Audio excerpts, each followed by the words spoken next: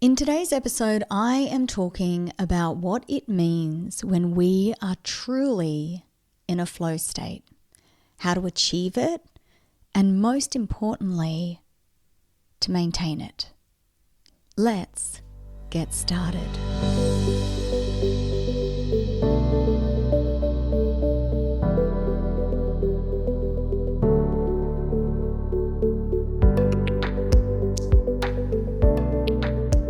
Hello and welcome to Live Mindfully with Laurie Moore. Happy Wednesday. Some call this hump day. I love a good Wednesday. Usually it is when I check in with my capture list and my day-to-day, and I track my progress for the week and assess what I've missed and where I need to catch up.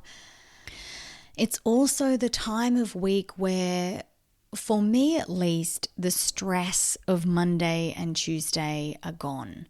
And this could just be me. I try to make Fridays and where possible Thursdays my admin days where I just catch up on everything. So they tend to be less hectic than the beginning of my weeks.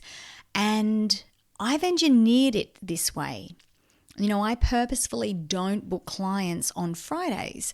I have a friend who does the same. She works for a corporate. Now, I work for myself, so we may argue that as my own boss, I have more control over my calendar than someone who works for someone else.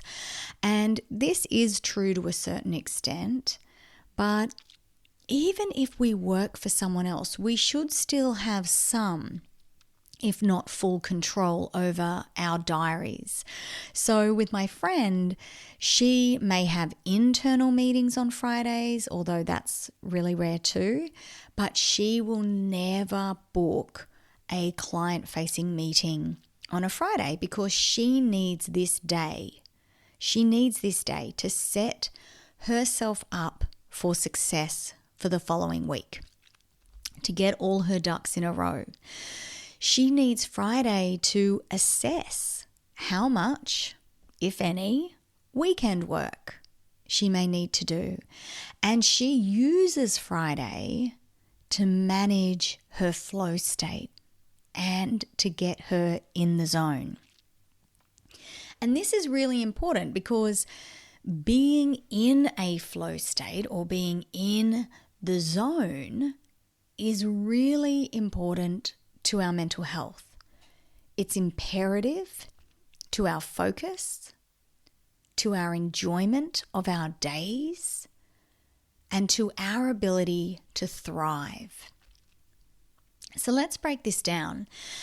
The term flow state comes from the field of positive psychology and was a term coined by Mihai Csikszentmihalyi in the 1970s. So this term, this idea, has been around for over 40 years. Medical News Today describes the term flow state as the mental state in which a person is completely focused on a single task or activity. They are directing all of their attention toward the task, and they do not experience many thoughts about themselves or their performance. They simply focus on the task at hand. And it's easy for them to do this.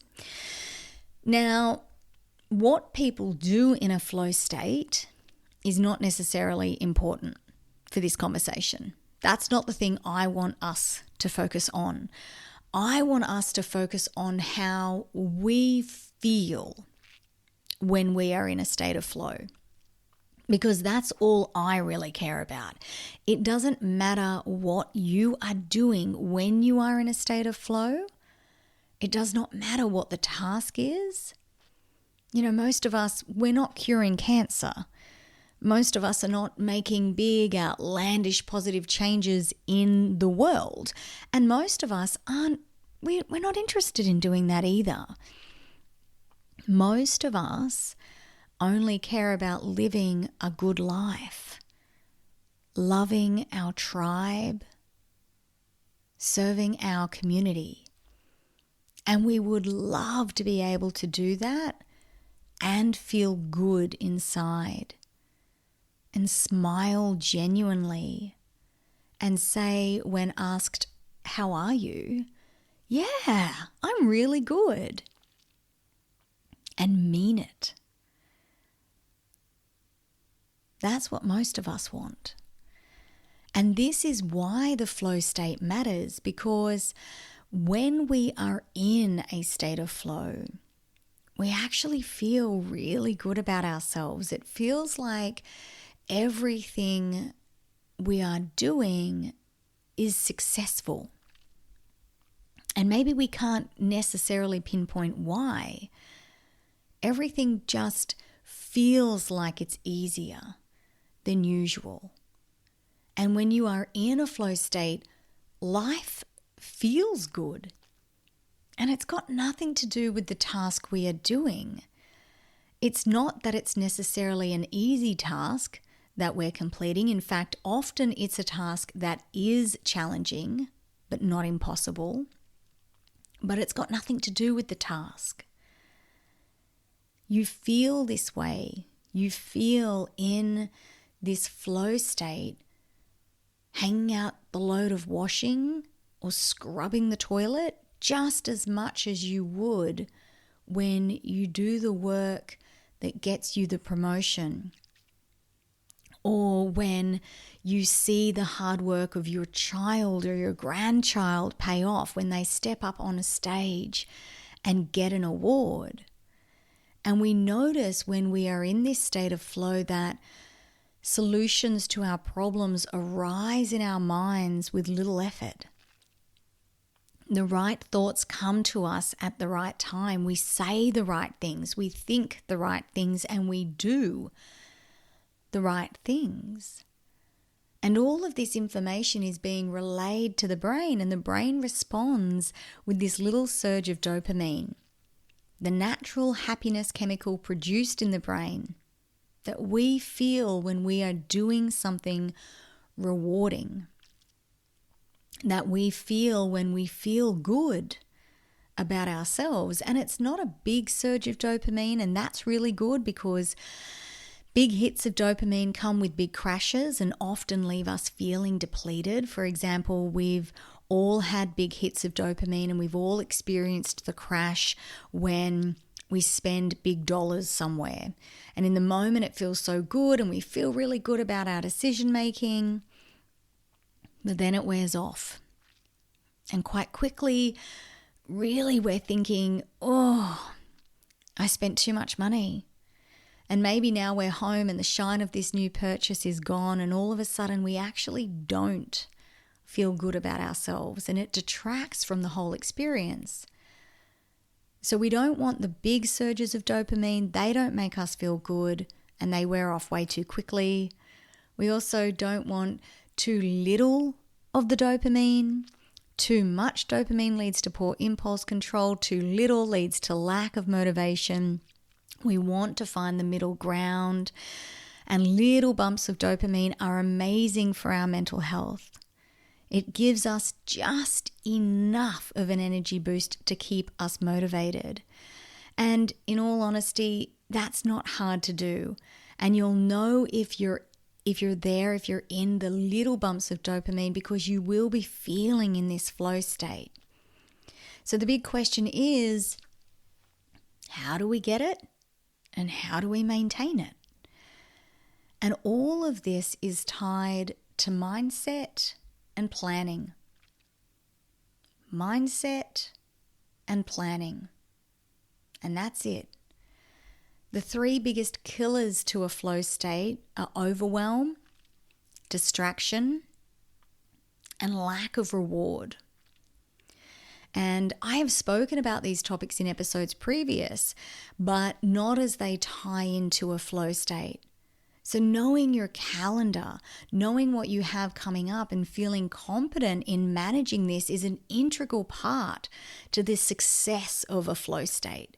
Having your capture list, your shopping list, your work to-do list, engaging support when you need it, communicating with those around you, effective communication, around what you've got coming up versus what others have coming up. It's integral, absolutely pertinent to living in a flow state, in managing your mental, physical, and emotional well-being. Because when we become overwhelmed, everything falls from the plate. But when we know what we've got coming up, when we know what to expect, we can manage our lives more calmly and with more control. And when the unexpected arrives, it's okay. We're ready for it. It doesn't knock us about in the same way. The second one is distraction. Oh boy, this is really where we set ourselves up for failure. And I have spoken about this one before. We really set ourselves up to be distracted. We have our phones pinging at all hours collectively. We spend too much time on social media and playing games, and instead of this just being for fun, it becomes more about numbing and escapism. You know, we have 300 tabs open on our computers, and we have to-do lists longer than our lifetimes. And we allow people, bosses, partners, friends, family members to have access to us. And because there is so much urgency and FOMO that exists now in this world, we feel compelled to continue to allow this to happen to ourselves. We don't schedule in necessary breaks. We don't take time off because who has time for that? We don't schedule in daily time to be in nature. If we stared out the window as much as we stare at our phones, it's my belief that most mental health concerns and poor mindset, it wouldn't exist.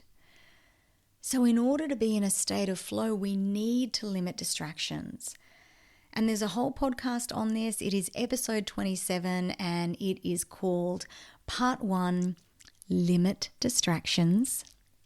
So I'm not going to bother going into that now. If you're interested in ways to limit distractions, head back to that episode 27 in the Live Mindfully podcast. You know, really, we do know what we need to do here. And lastly, lack of reward or lack of enjoyment. You know, what do you do for fun? Do you know? Is there some reward at the end of your achievements, at the end of your to-do list? Is there some incentive, some positive incentive that you gift yourself? Or at the end of that task, is there just another task? Are you rushing through this task because there is one right up the backside of the one that you're doing now? And this is the perfect scenario to pull you out of your flow state. How can you possibly focus on that task when there is so much that needs to be achieved in a day, in a month, in a year?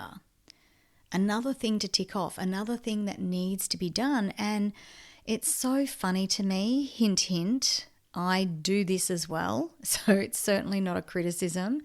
But I often think, you know, at the end of this life, we are all going to be met with death.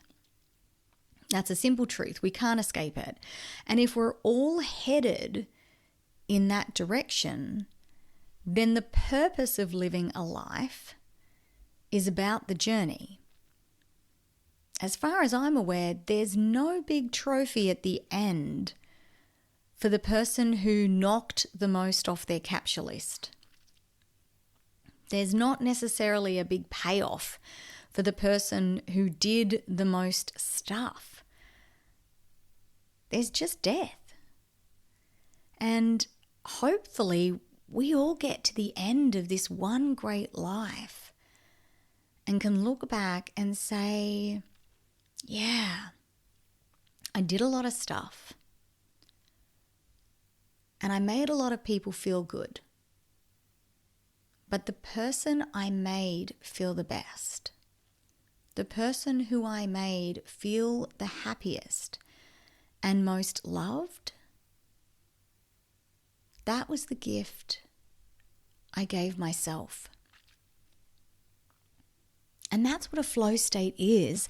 It's gifting yourself the state of joy, the state of happiness, the state of contentment in whatever task you are doing in that moment. It's looking at your calendar and not filling it to the brim with things to do, with tasks. It's limiting your attention to the things that are most important to you. And it's incentivizing yourself by knowing what brings you joy. For me, I love nature. I love classical music. I love incense. I love poetry. There's lots of other things I love, of course, but these are things that I know that I love. These are things I know about myself. And so every afternoon, after I have pumped out a solid day from the moment I open my eyes at 6:30 a.m., I play some classical or spiritual music and I burn some incense.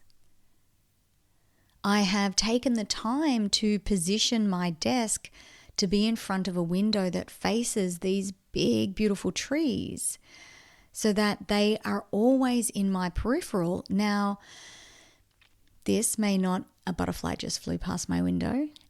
So beautiful. But this may not be available to you. You may not have a desk near a window. You might not love nature in the way that I do, but I'm going to guess that there is something that you love, and maybe you can buy a painting of that. Maybe it's somewhere you've traveled to, or you can print a picture. Maybe it's sport. Maybe it's a moment in history that you were a part of that brings you joy. But you need to know what elicits joy in you first. And when you start paying attention to what makes you feel good, you will know. Maybe you love coffee, and so you say, right, after I complete my first big task in the morning, I'll make myself a cup of coffee. And taking breaks throughout the day is really important too. It's all communication back to yourself that you are important, that you are more important than the tasks you are completing. Rest gifts the brain an opportunity to move into a flow state because it's not overwhelmed. And when you start to spend more time focused on reducing overwhelm through better calendar management, and this might mean getting real with yourself and giving a few things away that you don't really have time for, or delaying certain things because right now is just too hectic, and that's okay. That's okay. The only person whose disappointment you need to be concerned with is your own. And you can manage that. You're more than capable of managing that. And when you start to manage your distractions and you start to incentivize yourself with the things that bring you joy, this state of flow will become a way of life for you. It'll just start to become how you live. And that's really worth so much. Especially when being in this state, in this flow state, is such a healthy state to be in.